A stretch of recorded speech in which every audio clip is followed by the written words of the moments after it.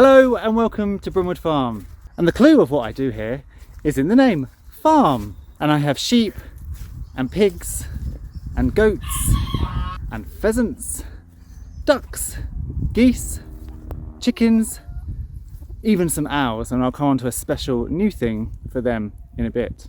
There's also the market garden and the flower farm. But for those of you who have been watching the channel for a few years now, you know there is a much greater vision. And that is working alongside the natural world to show that you can both farm and look after nature at the same time. So I am extremely fortunate to have inherited 37 acres here, and the majority of that is set to be rewilded. And that means, for the most part, stepping back and letting nature take its course. Letting the animals out so they can become the landscape shapers that they're supposed to be, and also allowing a certain amount of public access, because I'm very lucky to be able to have this outside my back door and so many people don't. So I'd like to get into a position where I can happily welcome people to the farm. It's still classed as agricultural land, and so the ability for me to live here means it has to still be farmed, but I think I can farm it in a way that I have the intensive flower farm and market garden, and then super high welfare meat, because the pigs, the sheep, eventually the cattle will be out in the wilderness. So again, they will only have that one bad day, and for the most part they will just live the best possible life.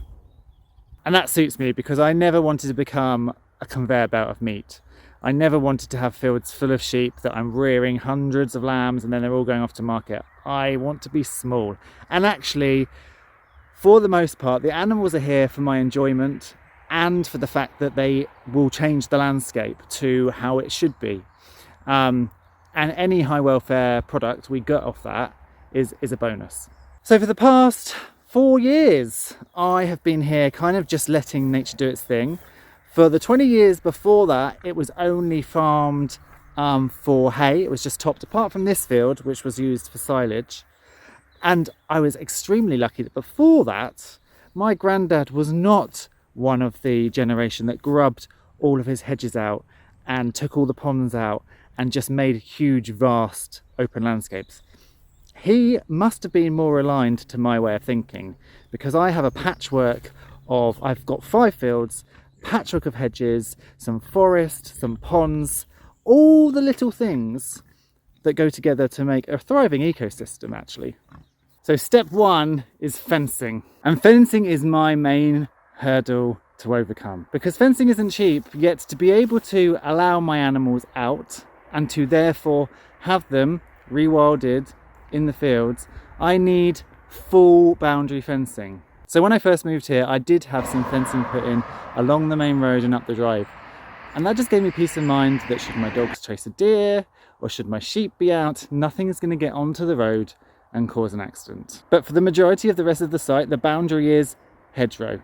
But hedgerows get holes. And actually, they're fantastic nature corridors because wildlife use them to move up and down, and birds nest within them, and they're great. But they're not great if you're trying to use them as a boundary, nor is it great if your neighbour grubs out your hedgerow without asking, because they want to improve the drainage on their field, but that is a whole nother story.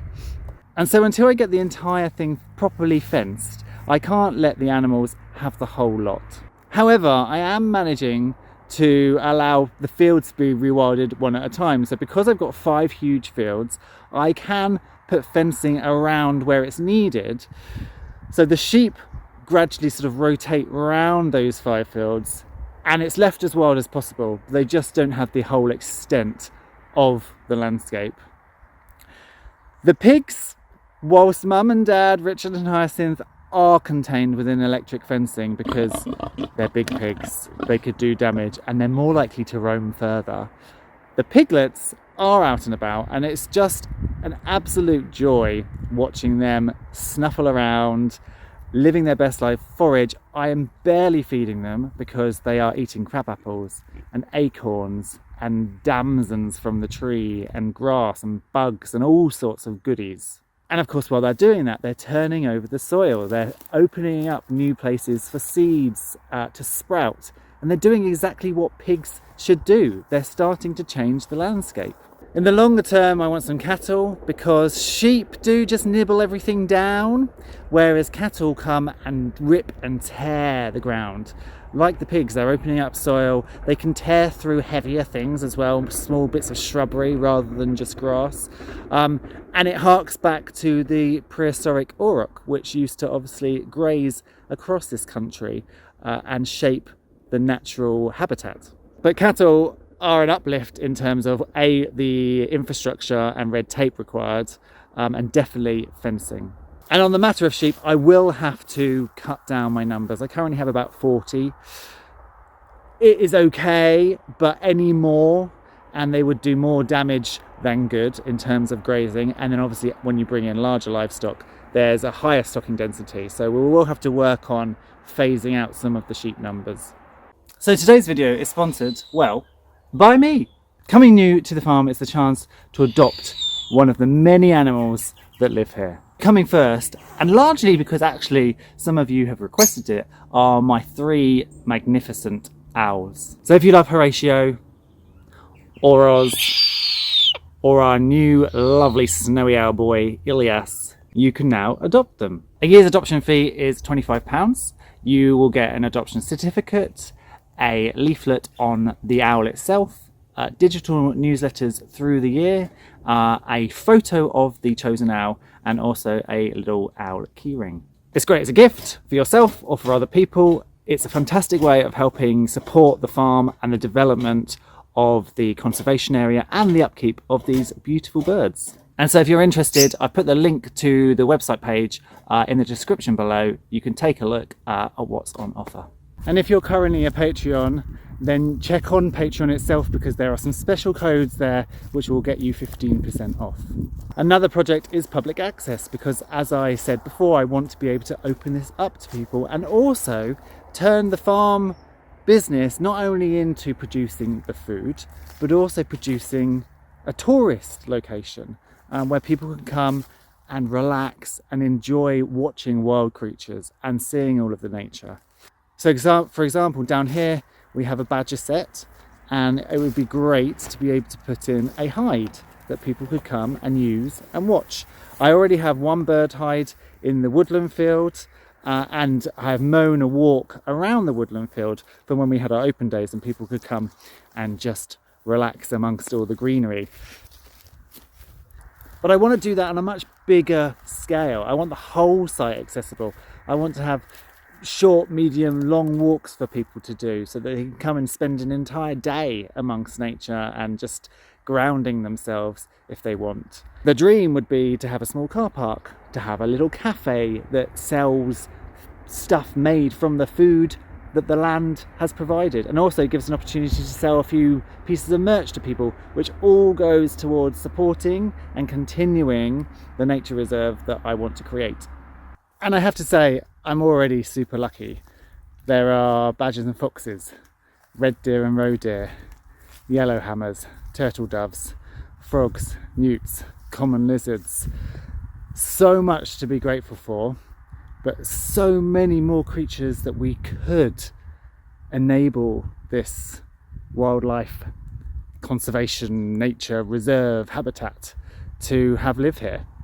Another project, and one that I'm looking to do this winter, is to actually fence across from the polytunnel the whole way across here.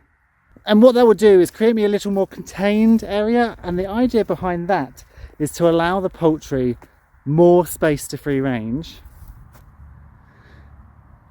Because of course, while the pigs and the sheep are out most of the time enjoying wildness, the chickens and poultry can't, for their own health and safety. Because as I said earlier, we have badgers and we have foxes, and there's lots of birds of prey that would happily swoop down and take a chick or two too. And so I'm thinking that by creating a straight row across here, I can effectively make a little bit more of the intensive farm part. So the market garden and flower farm is here. This is where I can have my pick your own beds. I can have my pumpkin Halloween patch, but I can also allow all the poultry to roam quite a larger area, possibly get a livestock guardian dog as well that will live in this area and just mean that I don't have to shut away chickens and ducks and geese, and they can have as free a life as possible. So what's the immediate plan of action? Firstly, definitely this winter, I'm going to spend time putting that fence across from the polytunnel and also doing up this trailer that I discovered in the hedgerow. And secondly, though I would love to do the boundary fencing, it's tens of thousands of pounds. There are grants available from the government for fencing, but you have to pay up front and then reclaim. I don't have the money to do that. So I'm going to make a start on doing bits of it, and in the meantime I'm going to sit down and work out how I may be able to open up some of the farm, just a couple of the bits of acreage, to allow people to come and explore. I'd love to open up the whole lot, but it just means that I can't have all the livestock out, because I would be worried that public would leave gates or fences to fields that aren't fully protected with boundary fencing. So I think maybe we start small, we start with a few acres open, a small a small walk, maybe open not all the time, but on just a few days or a few weekends here and there. I can use the campsite area at the top for a car park, but only in good weather because the field getting up to it becomes quite slippery. But I think there's something I can do there. So I'm very excited for next year and for opening the farm and progressing this whole nature aspect of the business. And of course, revamping the flower farm and the market garden for 2025.